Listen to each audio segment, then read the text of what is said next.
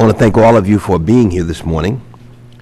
Today, the committee continues its oversight of the largest spending bill in our nation's history, the American Recovery and Reinvestment Act of 2009. 9 months ago, it appeared that our national economy was spiraling out of control with nothing to slow the free fall. Now, with the help of the Recovery Act, our economy may be on the brink of recovery. This is the fourth in a series of hearings that examines the unprecedented rescue plan to jumpstart our economy, heal the hemorrhaging labor market, prevent drastic cuts in state budgets, and provide much-needed assistance to our nation's working families. With nearly $790 billion in taxpayers' money on the line, the Recovery Act mandated extraordinary accountability and transparency provisions. Among these requirements, Section 1512 of the Act obligates recipients to report on the use of certain recovery funds. On October the 30th, the Recovery Accountability and Transparency Board, Recovery Board, released their first recipient reports. And today, the GAO will release its first report analyzing the reporting process and the results. The recipients' report indicate that the Recovery Act has directly created or saved approximately 640,000 jobs, and about 400,000 of those jobs are in education or construction. In my home state of New York, 40,000 jobs reportedly have been created or saved by Recovery Act funding. And in New York City, job placement in the third quarter were up 60% from last year, with 3,043 jobs placement in Brooklyn alone. In downtown Brooklyn, the long-stalled revitalization project, City Point, has been resurrected and will generate more than 300 construction jobs and 100 permanent jobs. Additionally, Recovery Act funds are being used to build nearly 740 affordable homes in Harlem and Brooklyn, generating 2,800 new jobs.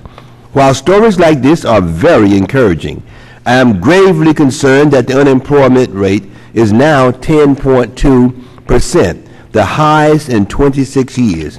It is even it is even higher for African Americans and Hispanic Americans, for people who have lost their jobs. It is not very comforting to say we are making progress.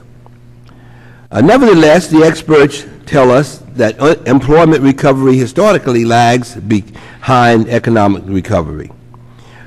According to Federal Reserve Chairman Ben Bernanke, if the stimulus package did not exist, our nation's unemployment situation would be far worse.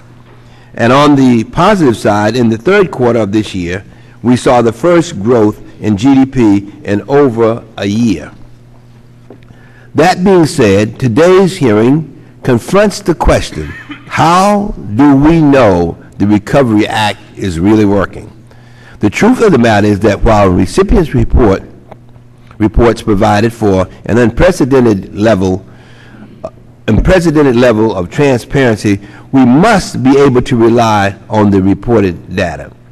At this point, it is clear that errors found by GAO and others should be corrected immediately, not months later. No matter how difficult, recipient reporting should be subject to strict quality control. The American taxpayer expects reporting to be done, and done well, and $787 billion weighing in the balance is certainly far from just general pocket change. Taken as a whole, the big picture seems to indicate that the job trend is positive. Overall, there are some signs that jobs are finally being created, both as a direct and indirect result of Recovery Act spending. But while we are on the brink of recovery, we have a long way to go. The important message that I get from these recipient reports is that we need to spend Recovery Act money on projects that actually create jobs. We need to get the money out there faster, and we need to make sure it is targeted on economically distressed areas. And we certainly need to make sure it is properly accounted for. I'm looking forward today to assurance from our witnesses that there is a sense of urgency to do that.